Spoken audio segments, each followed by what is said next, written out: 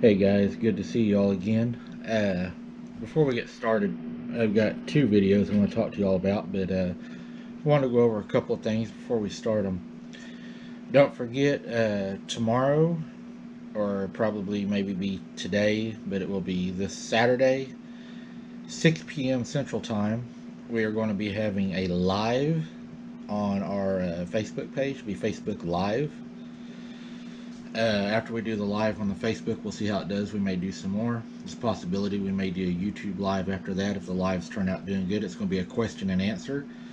If you cannot make it to the live, you can send your questions to abnormalinvestigations77@gmail.com, and we will try to get to as many questions as we can and answer those live too, and it will be posted as a YouTube channel. That way those of you who can't make it, you'll still be able to see the live.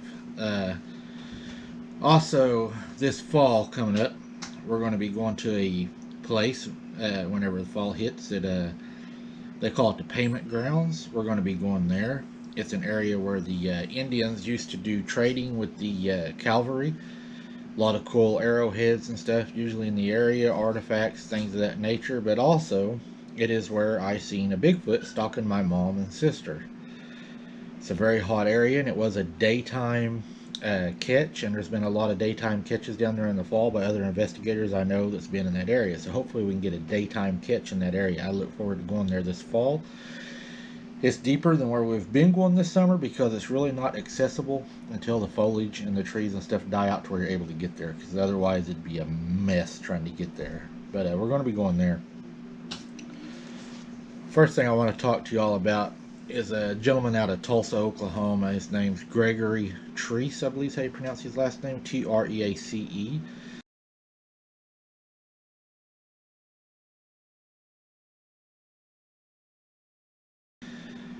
He's 52 years old. The date that he went missing is July 24th, 2022. Now, he does have a disease that requires medication that is a life-threatening disease. He went fishing with his brother and a female friend of his brother, and the car broke down. They got a ride to his mom's house in rural Sapulpa, Oklahoma. He then went for a walk down a trail in a wooded area on his mother's property. That was the last time that Gregory was ever seen.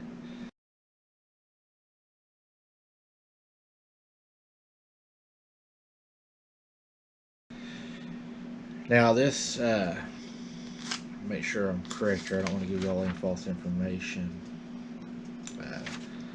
I'll double check just to make sure, and I'll post it underneath the link, the moon phase. I want to make sure. He does have children. He has two children. He has a 5-year-old and an 11-year-old. He has a 5-year-old little girl and an 11-year-old young man. The 11-year-old, they say he's old enough and understands kind of what's going on with his dad right now. He's really suppressing his feelings. He's having a pretty hard time with it, which I can imagine it'd be very hard for your daddy to leave and not come home. The 5-year-old, she believes her daddy just got lost in the woods and that they're going to find him and bring him home. Gregory is battling a very serious disease, as I mentioned, and he does need his meds. If you have seen him, guys, I'm going to post his picture again and information. Please contact authorities.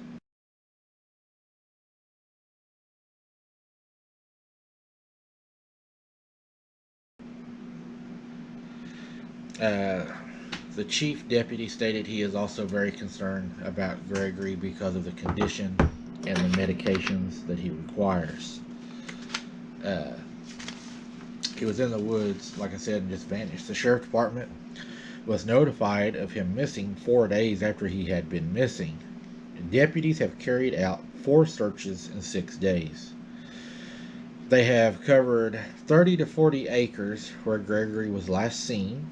They have used drones, dogs, and resources that they have, and they will search until they find him, is what the chief said. Clark also explained they're going to expand the search area and the resources until he's found. His wife said she cannot believe that he's gone, and he has never gone missing like this before, and they just want to bring him home or find out what's happened to him. He, like I said, his disability at the time right now would be a serious condition that he has, and he went walking in the woods and he's just vanished so far. So if any of y'all have any information, help the family out, contact the Tulsa police, and maybe we can help bring him home.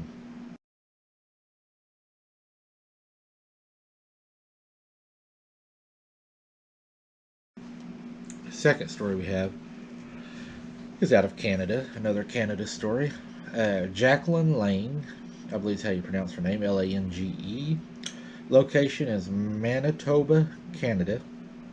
The date is 4/21 of 1981, so April 21st, 1981.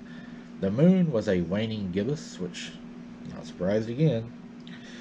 Jacqueline was working on a large ranch where she was a ranch hand. On an evening, she was interrupted from working. As she was working out with the horses and stuff, she heard a large bang on the outside of the building. The horses bolted off running, and the creature was standing close by, because whenever it growled, she could tell that it growled in the direction she was, and she said she could feel the growl inside of her chest. It rattled her chest.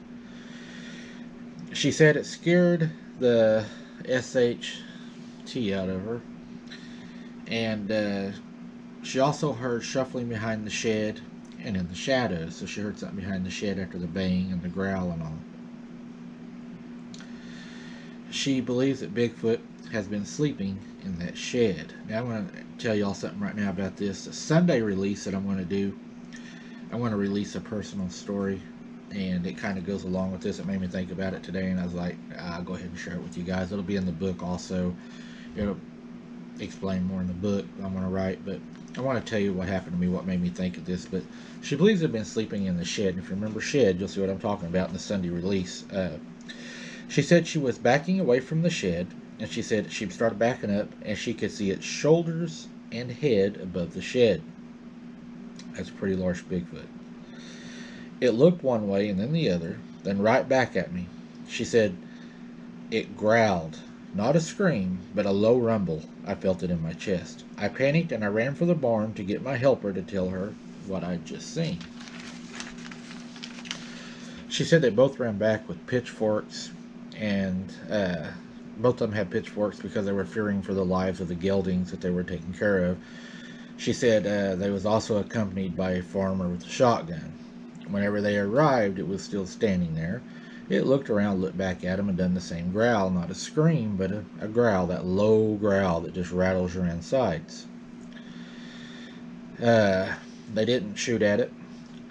Don't blame them. He shot at it with a shotgun. If he had bird load in it, that probably would have been their demise. They probably would have all been found with their heads turned around on a swivel.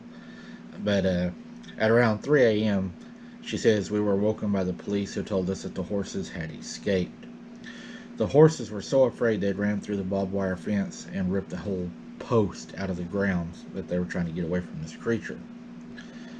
The morning newspaper had a report in it of a police officer report seeing a tall, hairy thing jumping over a 10-foot fence. And it's in the same area, she said. So a police officer has also seen it in the area. It seems like Canada, maybe their police officers may be a little more free with talking about seeing this things.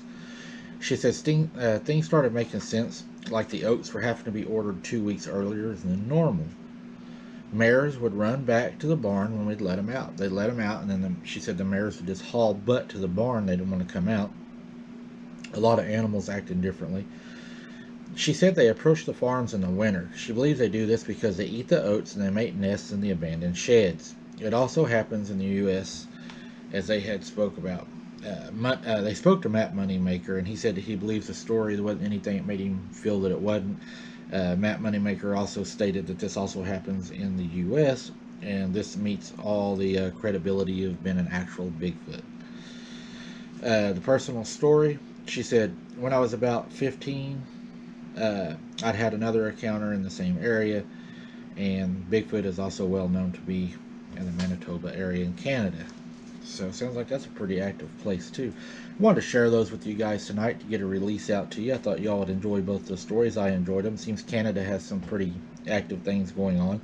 Don't forget, tomorrow night at 6 o'clock will be live. You can ask us questions. If you can't, email us. I'll put the email up and ask the questions. We'll try to do as many as we can. And until then, guys, keep your head on a swivel. Oh, one last thing. I want to thank everybody for the contributions you've been making to PayPal and through the, I believe it's called the Super Thinks underneath the videos. We're done the little heart you can poke. I appreciate all of y'all doing that. You know that I don't expect that a simple like and a comment's plenty, but I appreciate everything y'all are doing for the channel. It helps us get equipment and get out there and do more, and it means a lot to us. So God bless you all for that, and until we see you next time, be safe, God bless, and keep your head on a swivel.